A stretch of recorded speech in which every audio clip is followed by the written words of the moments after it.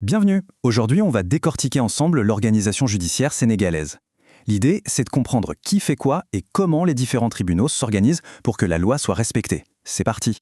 Alors, pour y voir plus clair, on va suivre un parcours en 5 étapes. On commence par les bases, les piliers, avant de rencontrer les acteurs, de voir comment fonctionne la justice de tous les jours, de découvrir les tribunaux un peu particuliers, et enfin d'arriver tout en haut de la pyramide. En fait, c'est assez simple. Pour que la justice fonctionne, il faut deux choses. D'abord des personnes, et ensuite des lieux pour rendre cette justice, ce qu'on appelle les institutions, ou plus simplement les tribunaux. La justice, c'est avant tout un service public. Et avant même de parler des murs des tribunaux, il faut parler de celles et ceux qui y travaillent. C'est ce qu'on appelle, de manière assez jolie, les gens de justice. C'est par eux qu'on va commencer.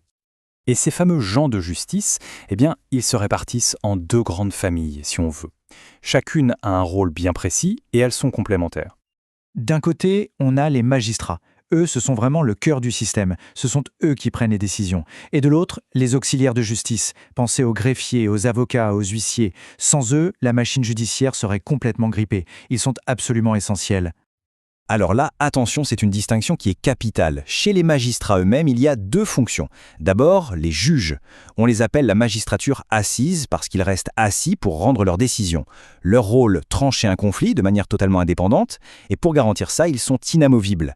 Et puis, il y a le ministère public qu'on appelle aussi le parquet. Eux, c'est la magistrature debout, car le procureur, lui, se lève pour parler. Son rôle n'est pas de juger, mais de défendre les intérêts de la société. Il demande l'application de la loi. Ce vieil adage résume parfaitement la position du procureur.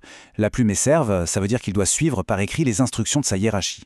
Mais la parole est libre signifie qu'une fois à l'audience, face au juge, il est libre de dire ce que sa conscience lui dicte. C'est un équilibre subtil, mais fondamental.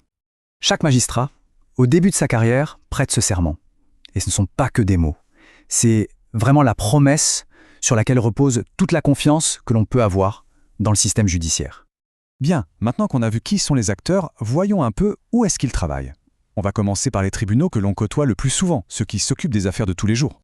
Le système est basé sur un principe simple et juste, le droit à un second regard. Une affaire est d'abord jugée une première fois, c'est ce qu'on appelle le premier degré. Mais si une personne n'est pas satisfaite du jugement, elle peut faire appel. Et là, l'affaire est rejugée entièrement par une juridiction supérieure, la cour d'appel. C'est une garantie fondamentale contre les erreurs judiciaires. D'accord, mais comment on sait vers quel tribunal se tourner? C'est là qu'intervient une notion clé, la compétence. C'est un peu comme pour un médecin. On ne va pas voir un cardiologue pour une jambe cassée. Eh bien pour la justice, c'est pareil. Chaque tribunal est compétent pour une zone géographique précise et pour un certain type d'affaires. À côté de ces tribunaux classiques, il existe aussi des juridictions dites spéciales. Elles sont créées pour gérer des situations très particulières qui demandent une expertise bien précise. Prenons des exemples concrets. On a le tribunal pour enfants qui adapte la justice aux mineurs, ou le tribunal du travail qui va gérer un conflit sur un licenciement par exemple.